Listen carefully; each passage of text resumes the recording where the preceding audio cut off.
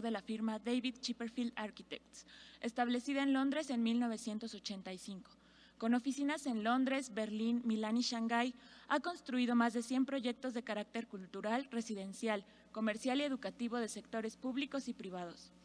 El estudio ha ganado más de 100 premios internacionales, incluyendo el Riva Stirling Prize en 2007 por el Museum of Modern Literature en Alemania, así como el premio Mies van der Rohe y el Deutsche Architektur Prize en 2011 por la intervención en el Neues Museum de Berlín. Agradecemos el apoyo del ANSES. Démosle la bienvenida a MEXTRÓPOLI 2019.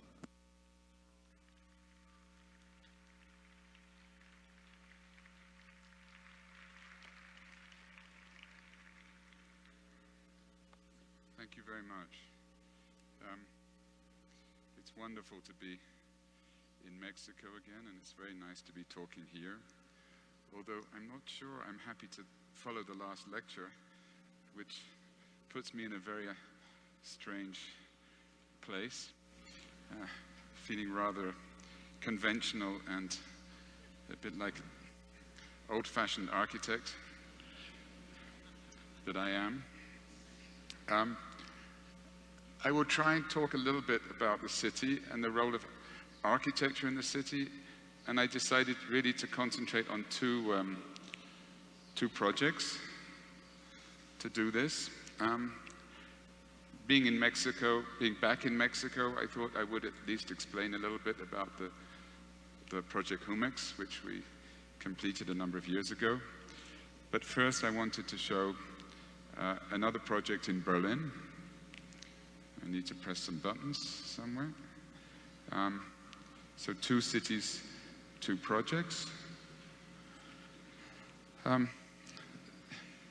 The project I will talk about most, I think, is the James Simon Gallery, partly because the Humex Museum is here and many of you have the ability to see it. So. And also because the James Simon building is a project that's within a body of work that we've been involved in for the last 20 years, working in Berlin.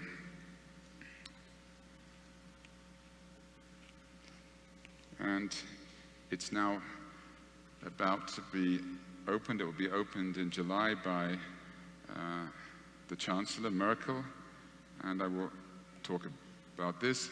And the second project, as I say, is the Humex Museum in Polanco, which opened a number of years ago. I chose these 2 buildings because I do want to respond to the question of the city and architecture, because many of us are not really working on large urban scale projects. We are working on typically on singular buildings, often of a public nature, but not always. And this is there is a sort of challenge, I think, about how as architects do we find reasons and ideas of our buildings, for our buildings, that bring them into some dialogue with the city. How do we stop buildings being isolated and insular? Clearly, public buildings have the advantage, and these 2 buildings are museums. There is an advantage that they are by definition public. But I think there are issues which both have to deal with in terms of how do they encourage and embellish and contribute to the city, to the place in the city where they sit. As you know, this is not always the possibility of architecture. I mean, it's not given to us. And I would say our responsibilities as architects are, in a way, have been diminished. We are less engaged in the bigger planning ideas of the city. We are less engaged in the more social ideas of the city. But we hang on as architects, I think, to the 2 concerns I think we must carry with us as architects. The first is the concern for architecture itself, in a way the poetic, the material, physical qualities of architecture, the qualities which make architecture survive, become significant and meaningful in their substance, in the way that we make them, in the way that they're constructed, in their materiality, in their spatial structure, and their volumetric presence in the city. This is the first aspect of architecture which, in a way, excites us all. We're all trained. All you young architects are trained in the stuff of architecture, and this, you should never underestimate the importance of that. On the other hand, we also know that architecture needs to find a place. It needs to contribute. It has societal purpose. It's not art. We are not artists. We are in service. We are a service agency, both commissioned and dependent on the society that commissions us. And as that society becomes less public and more about investment, then this dimension of architecture, the societal, the meaningful, becomes more complicated. I want to talk about this, our Berlin story, I suppose, and try and talk trying to use it because it's I would say there is a heightened, if not an exaggerated condition of Berlin. The projects, the reason we began working in Berlin was that we won a competition in 1997. It had been through 2 phases, so actually the first competition was in 1994. So we started thinking about the museum island in 1994, and there was a ruin here, the old Egyptian museum, the Neues Museum. It was built by architect Stuller, a student of Carl Friedrich Schinkel, who famously built the Alters Museum, which in a way was the first public museum commissioned by the king, and the Schloss, the castle, is here. And so here we have the very center of the Prussian Empire. The castle was here, here is the cathedral, here is Schinkel's wonderful cultural museum. The university is here, and in fact, before the army was here. So this really was the center of the Prussian Empire. Huh? It's not going. Try this. Very strangely, or not so strangely, for a number of reasons. Actually, I'm going to go back to explain something. I should just say, in what is known as the Museum Island, this is not working either. My pointer's not working. It's collapsed. Is there another pointer? I'm not very good with technology, but I think even I can press a button. Ah, no, I can't. It's okay. It's me. This group of buildings, so beginning with Schinkel's Alters Museum, then Stuller's Neues Museum, the National Gallery, also planned by Stuller. These 3 buildings were, in a way, related to each other, connected by this colonnaded garden. And later came the Bode Museum here and the very famous Pergamon Museum here. These 2 buildings, while these 3 buildings can be entered from the south, from the Lustgarten and from the Unter den Linden, which is here, from the main, Unter den Linden is coming here in the Schloss, then you can arrive at these 3 buildings. The Pergamon and the Bode Museum are approached from outside.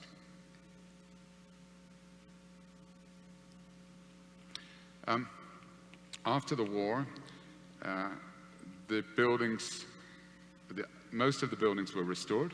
You can see here the corner of the Alters Museum, the National Gallery, the Pergamon Museum, but the Neues Museum stayed as a ruin. And this is, I think, a photograph taken in the late 60s, and you can see the ruin is becoming even more of a ruin.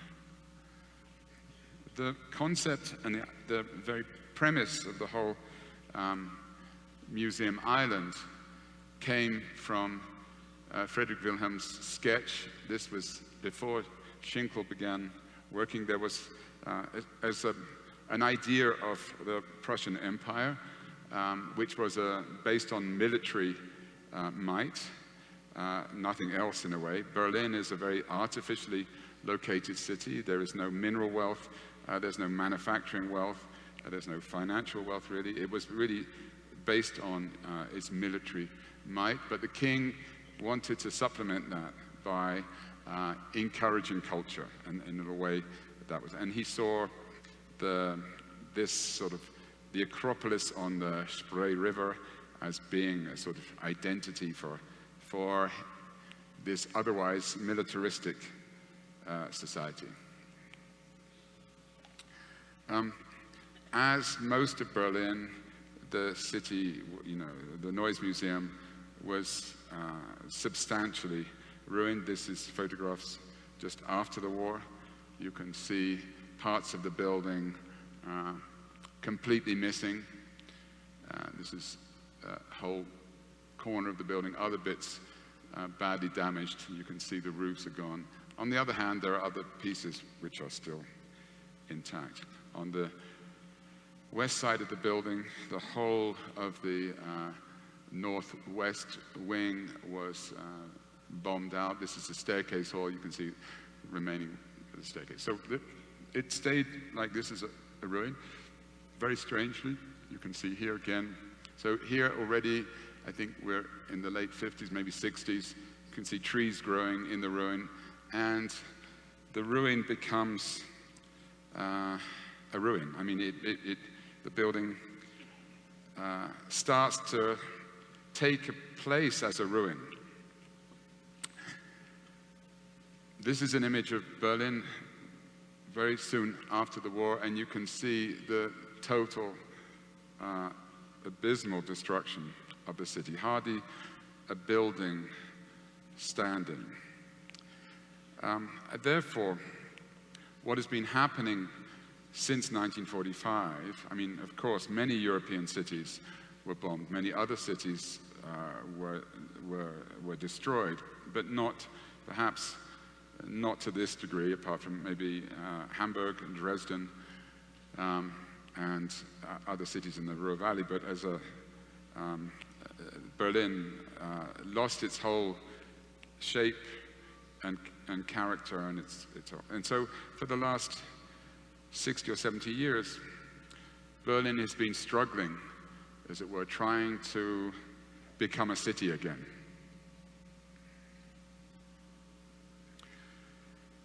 This attempt to rebuild itself was made even more complicated by the division of the city in the 1960s with the construction of the wall.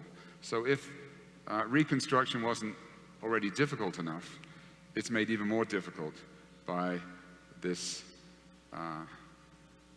horrible division of the city, where, in fact, a division physical and, of course, political, and in a way that really leaves the substantial urban part of the city, the real heart of the city, in the east side.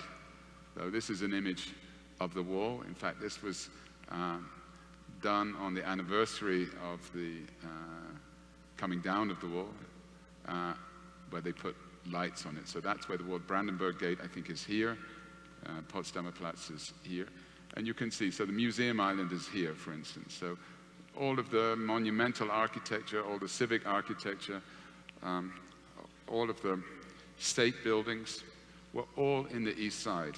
And West Berlin had to construct itself out of the bits and pieces that were on that side. And you had two cities trying to rebuild themselves out of the ruins of Berlin.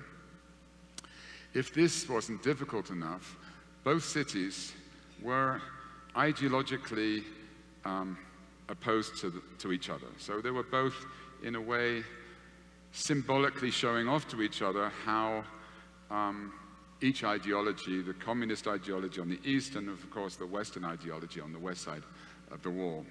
So you have this incredibly complicated condition where a country which has, in a way, humiliated itself, not by losing the war, but by starting an unfair war, an unjust war, by the enormous damage that it had done physically, but also to its own, emotionally and spiritually, to its country, to its people.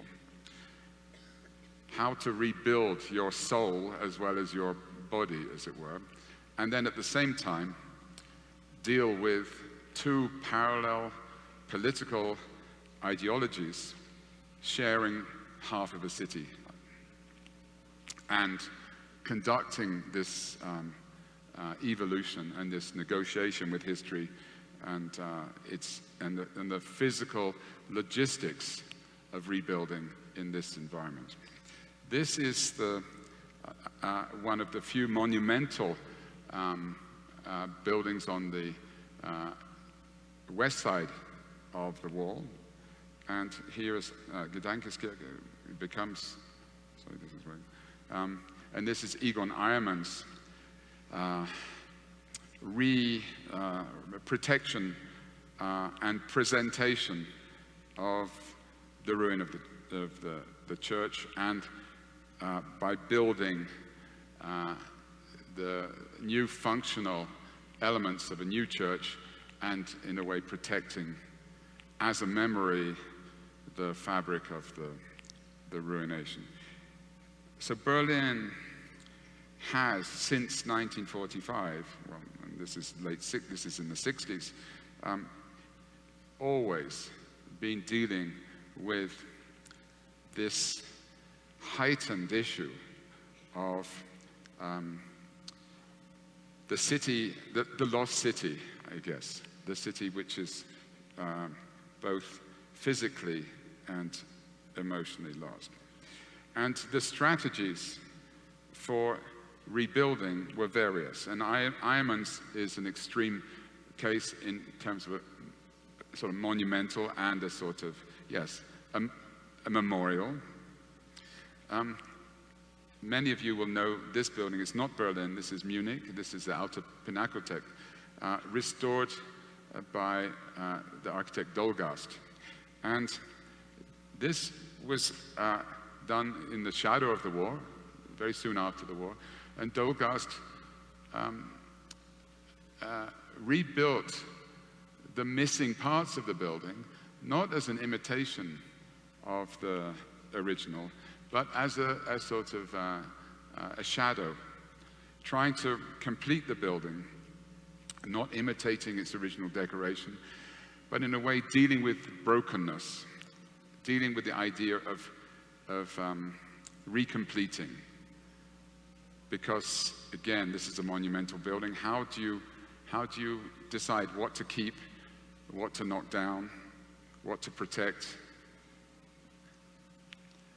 And when this gets mixed up with ideology, it becomes even more complicated. Back to Berlin, you might recognize from the previous slide, here's the cathedral dome. Here was the old castle, the Schloss. There's Altes Museum there, so the museum island is up here. So the castle, like everything else, was extremely badly damaged, but very salvageable. I mean, it was not as bad as many other things. It would have been easily reconstructed. However, because it was a symbol of the the previous regime, which found itself in a communist state, then this memory is not a memory that the new state of the communist state of East Germany wanted to keep. And despite protestations by East German intellectuals that you can't erase memories this way, otherwise you just have to start you of course you burn books and you start destroying everything. They one night without warning bombed the building and destroyed it, and then built a new palace of the people. A Swedish construction company did a rather ugly building, but a rather interesting building symbolizing the new communist state, which put bowling alleys and social spaces in this governmental building. So an extraordinary typology, unique. When the wall comes down, Berlin has another problem: what to do with this? Because this is a symbol, so like in 1989, the wall comes down, communism has gone, but the new symbol which replaced the Schloss is this, and the new regime, in the same way that the old regime found the Schloss unacceptable, the new regime finds this unacceptable and knocks this one down and removes it.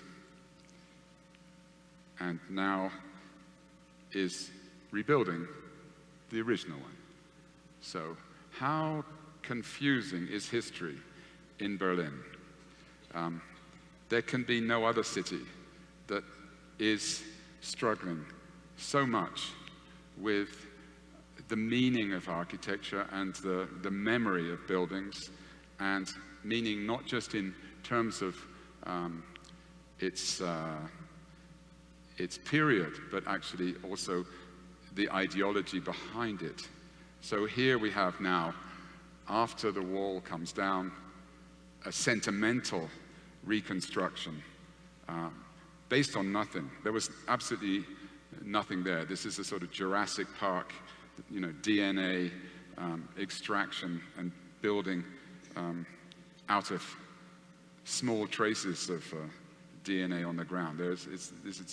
So this is a very strange condition that Berlin has, where history is absolutely burnt into every discussion of the city. You can't talk about the city without dealing with history. You can't scrape the ground without finding history. Everyone says that every city has history and Berlin has too much. But they also have a confusing history. So when the wall comes down, finally the communist regime is put aside. The city is in a way liberated, of course, and the wall, as an instrument of isolation, is removed. Then tourists arrive and want to come and see the wall and ask where the wall is. And of course, at this point, most of it's gone. The Berliners then realize that they need to protect the wall, because this symbol of repression all of a sudden is a touristic attraction. So how confusing is history? But this is something that's been part of our interest, or whether it was our interest or not when we began, it has to be, and it has become our interest. And so we've done many projects, some very mundane ones. This is an old school that got bombed and damaged. Ullstein, the publishers, moved back to Berlin, moved back into this building, and we restored it. This is one of the early projects we did where, again, both protecting and developing, dealing with what remains, how one might rebuild the city, respecting what's been lost or trying to put back some semblance that everything has meaning. And I would say this is a sort of something which I sort of admire. So this is the Charité Hospital right on the river of the Spree. This is how it was. Then it was bombed, then rebuilt during the GDR period, and then we renovated again, did a post restoration, let's say, and added back something that was required on the river. We'd lost a volume, but we didn't want to imitate what was there, but we created a new volume which relates to the river. So there's the reason why I think this journey that we've been on in Berlin is interesting is that it is a completely exaggerated and very self-conscious attitude to the city, because everything, as I've said, is heightened.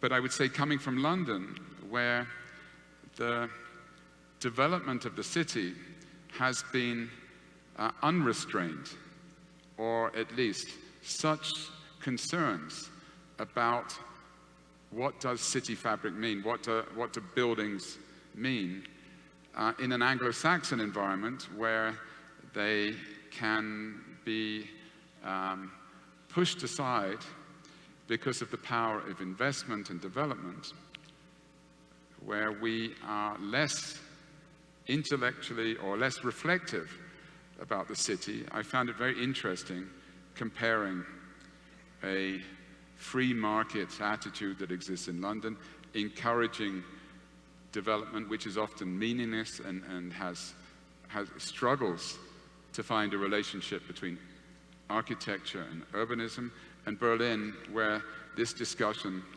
is a continuous one. This is another project that we did, a gallery house, a missing corner of the city right opposite the Neues Museum, in fact, Museum Island. In fact, you can see here, there's the Altes Museum, Schenkel's Altes Museum, and there's the building that we did, which is both responding to its context in one way and being both an addition to the city, but also trying to find a role building back the substance and form, I would guess. So Berlin, more than most cities up until this point, has been very reflective because of what happened to it. It's been very reflective about what is the form of the city. And I would say this is something that we are struggling with in most other cities. I don't know whether it's possible to put those concerns back. I don't know whether it's possible that we can once again impose restrictions and ideas back on the contributions we make to the city, or whether we have to accept that the forces of investment and development will be the things which shape our cities. How can we put other concerns onto our city, apart from to restrain those forces? Because we know that cities do need to develop. We do need investment. It's impossible. It's not realistic to ignore that. But at the same time, I think as citizens and as, we look to our cities to be, the environment in which we should feel comfortable. So, I'm running out of time, so so this is Neues Museum before it, so I'm just going to talk a little bit about Neues Museum just to continue this dialogue that we've had with history and the meaning, I guess, of history and the meaning of architecture. The building was like this. I've showed you the ruination of it. So this was the condition that we inherited it in 1997. a very strange, nearly Pompeian collage of ruination and survival. It would have been easier if more had survived or less had survived. It was a very inconsistent amount of survival. There were two things in this Berlin story that were interesting in this. First of all, if you like, the significance of architecture itself. The idea that things which had survived had meaning. And while we tend to look at architecture in a way where we look at 18th century architecture and we somehow understand it as 18th century or 19th century architecture, a ruin exposes the material and the elements of architecture in a way that a completed building doesn't. And it becomes like archaeology. It does become like Pompeii, and it heightens the physicality of architecture. All of a sudden, the exposure of the bones and the weaknesses of the building become its quality. However, how do you then deal with that? How do you protect what has survived and yet build the new from it? What we did was to photograph and document every surface of the building, as you can see here. So this is one of the connecting rooms. The staircase hall is here. This was it overlooks to the east side, the Kolonnadenhof, and you can see there's some bits of decoration, bits which are completely exposed, things which are very much broken. And we, through a process of, on our computer program, we examined ways by which, without losing the surviving fabric, we could limit the damage and make sense of what survived. And this was a technique that we used in a way dealing with the building. And this is a series of images which just show you that the missing corner of the building was here. You can see some things have survived. There's even some decoration, but not very much. We start building back. We imitate the constructive techniques of some of the ruins. We find certain fragments we can put back clean. We remake the floor as the original, and then finally this becomes the point at which we stop, because this was our concern all the time. How do you complete without destroying the fabric? Now, this was a very contentious strategy. There was a 5-year planning phase. We had enormous amount of resistance to this concept, because the typical solution is to rebuild the building as it was. And most of the Berliners wanted us to regain the building. Why, Mr. Chipperfield, why can't we just have our building back? We know what it looked like. Why can't you make it again? And we were saying that in the process, if you tried to remake it, you would lose everything which had survived, because actually very little had survived. That's what was left of that. So instead, what we did was to try to build the framework out, to create a setting within which the ruined elements, the pieces which had survived, could make sense again. And rather like a Greek vase, which is in fragments, you need to stick it back together, but you don't imitate the missing pieces.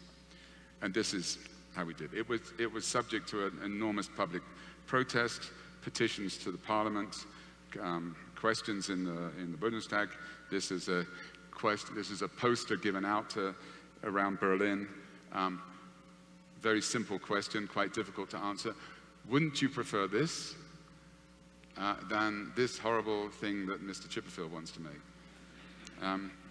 I mean, if I got this through my letterbox, I'd probably say yes, I would prefer it. But what does that mean?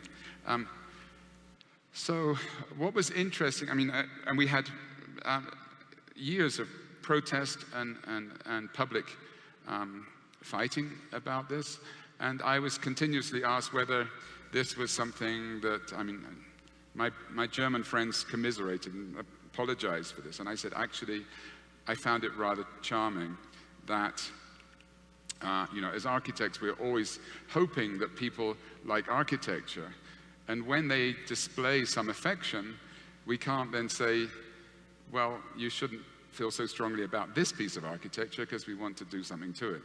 So I didn't, in a way, I didn't mind that. This is coming from a very cheap newspaper, one of the daily Berlin newspapers, and it's a photograph of the day where we did a soft opening, and they were standing for 6 hours to go into the building and to think about, well, to see whether they liked it or not. The staff were briefed for protests. They were all prepared that people would go in there and make trouble. And of course, in the end, it was not quite that bad, and it was well received. And I'm running out of time, so this is the finished project, which now is 9 years old. Next year will be its 10th anniversary. And I think when you go there, the sense of what was original and what was not, neither, I mean, the two conventional ways of doing this would be, first of all, as I already said, you make it new again. You repair everything. Why would you keep pieces of damage and at the same time you are repairing a lot? Where do you stop? But the easiest would be just to make it like new. The alternative would to be make a very clear difference between new pieces and old pieces, and we really didn't want to do that. We wanted to make one building again out of the original and the new.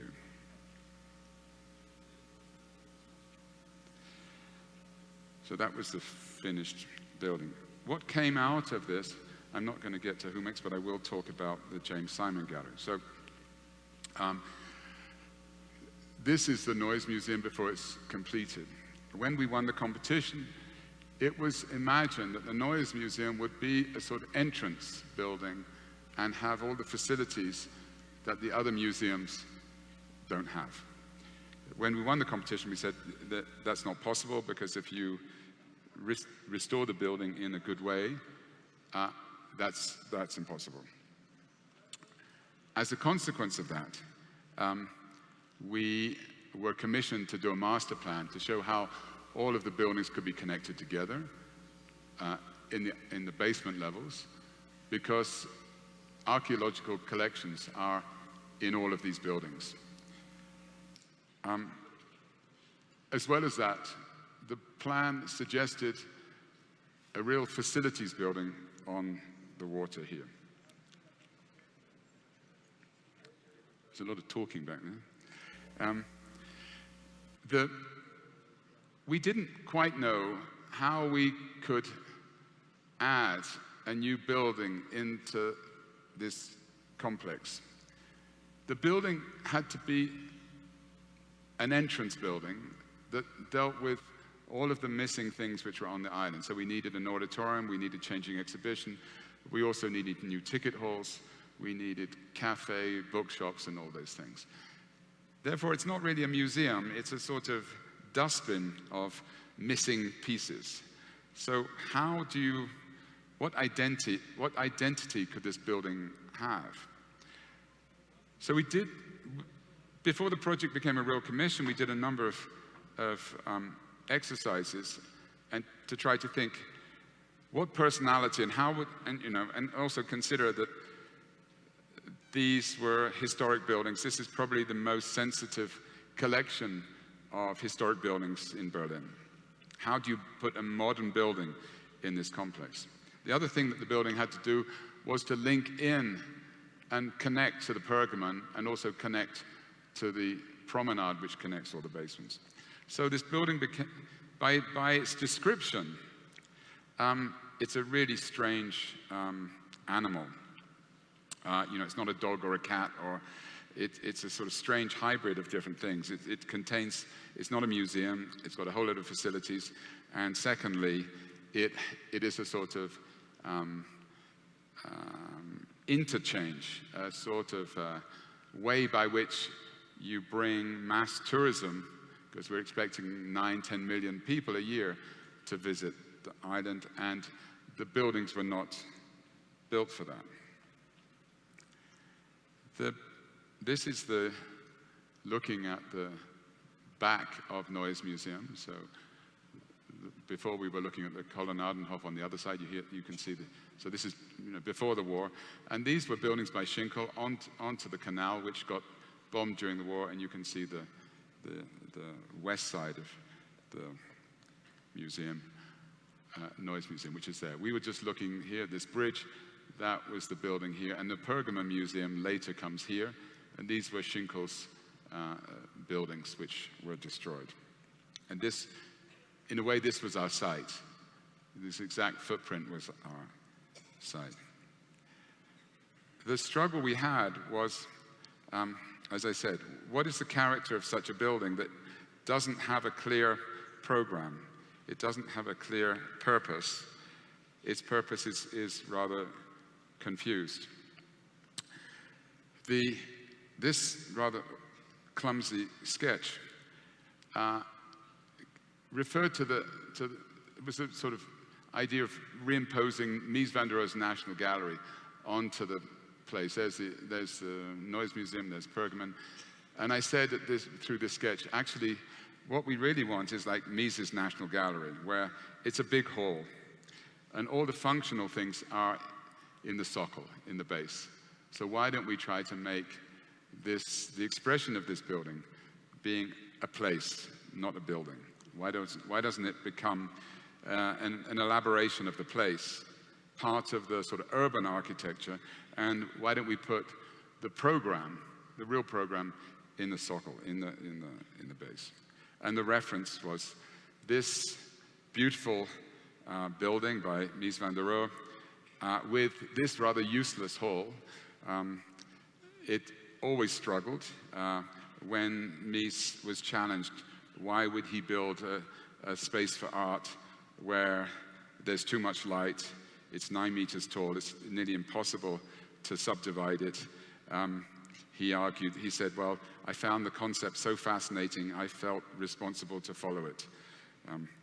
It's something that I think most of our clients would not really follow. But we are actually restoring the building now, and so it's like another Berlin detour.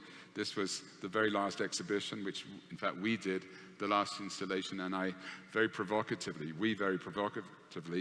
put 142 9-meter trees inside this columnless temple and transformed it into a hall of columns as a sort of, in a way, provocation about the loss of the column in modern architecture. We're now restoring the building and taking it to pieces. It's very interesting to see Francine's work on the library, dealing with the same issues, no doubt, as we're dealing with. Although ours are slightly different, the building, although I'm teasing Mies for making this room that was fairly useless, over its life, it's become a loved space and very used, and the curators now like it, artists like to work in it, and it generally works very well as a museum. It's a sort of labor of love. We're taking 30,000 pieces of stone, metal out of the building, repairing them and putting them back. So just going back to, very briefly, I'm running out of time, but this is the site for the James Simon. And here is Schinkel's Alters Museum. So while the National Gallery, Mies's National Gallery was one inspiration, this was the other inspiration. Schinkel's Alters Museum, which was also Mies's inspiration. And what was very beautiful about this image of Schinkel is that you are inside, and you have to think that this is really the first public museum. These people are in the museum. There's the Lustgarten, there's the castle that we talked about before, and they've come into the museum, but they've never gone through a door. So this is an extension of public space into the building. There's a sort of definition of that public space only through the definition of the columns. And so we became interested to take that concept, take the museum concept, and take the architecture which is already on the museum island, the colonnades. This is the colonnade running around on the Spree side and creating this space, the giant steps of the National Gallery, the porticos. And we became interested in the idea of extending this in a way, urban architecture, and making the building a continuation of the place and a continuation of sort of urban architecture, that you can see the base, the socle, which is a continuation of the socle of the Pergamon Museum. You can see the colonnade, which is a continuation of the existing colonnade, and now it links all the way round again. The giant steps, which are bringing you in. And so the building identity grew out of this desire to create more of a place than a building, because the building's program was somehow ambiguous. And also the inevitable confrontation with architectural language and meaning. Going back to what I was saying about Berlin, buildings have enormous significance. And interestingly, the early attempts to make a building here, those diagrams that I showed early on, were very, they weren't criticized, but everyone was very reluctant about them. Everyone was very nervous about an architectural strategy that had no architectural language, or it adopted modernist language of sort of opposition. So my time's up, so I'm just going to go through.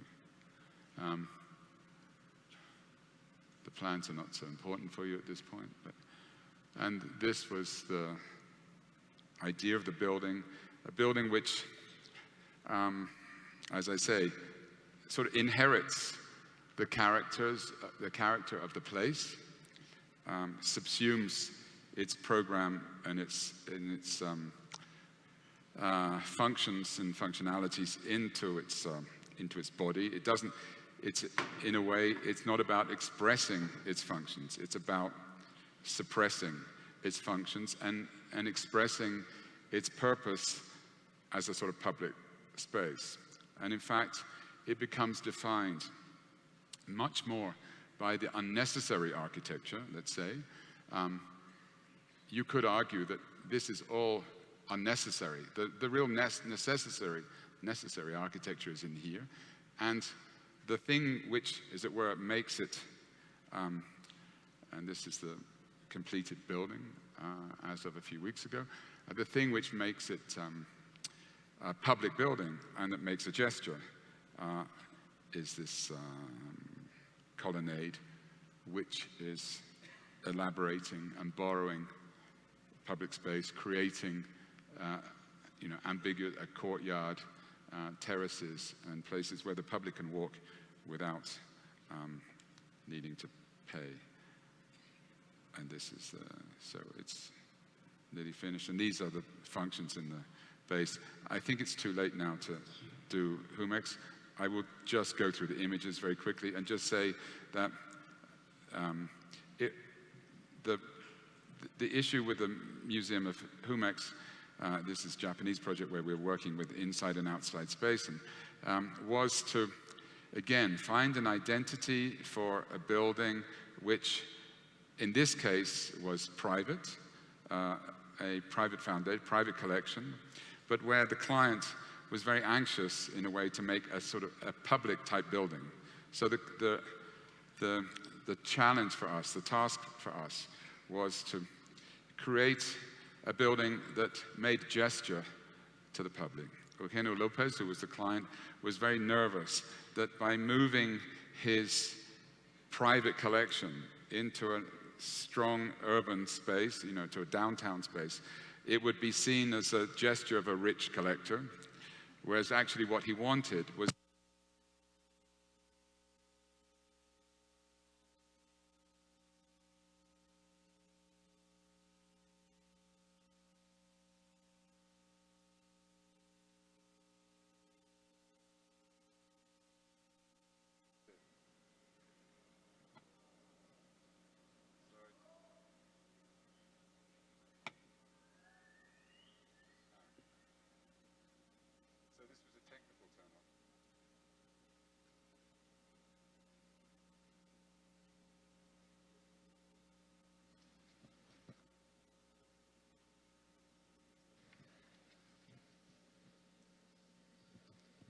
Is that working?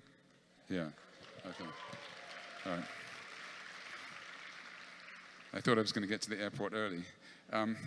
So I would say that our struggle was the same: how to make the building have a sort of public presence and a public gesture. And these are just developments of the form of the building, and looking at other projects that we did about views out of museums, daylight in museums, thinking about how it could have some sort of Mexican quality, or at least some sort of physiognomy, because we were concerned, maybe if I go, this is another museum we did. The idea of lifting the building up off the ground, obviously, is an exception. The idea of framing, but also, I suppose, a sort of strange thing for me to admit, but the idea that the building needed to have a stronger identity than just being a box. The most important thing, I think, was to question the program. A bit like the James Simon building, the real functionality is in here. These are the two galleries. This is the entrance floor, and this is a public space here. So, and the idea was also to put it on top of a public space. So while this is the core of the building, these three devices, the plaza, the entrance hall, and this sort of vitrine gallery where different things happen and events happen, are ways by which the building creates a stronger relationship to the city, a gesture, and the figure of the roof is not only in a way creating a relationship with surrounding buildings, which were in a way more powerful. I mean, we were a very small building compared to everything else, so, but also rewarding you when you get to the top of the building. And so this is how the project is completed. And you can see the base and the way that this works. Sorry. And the building lifted off, the importance of then the vitrine space here and the roof lights.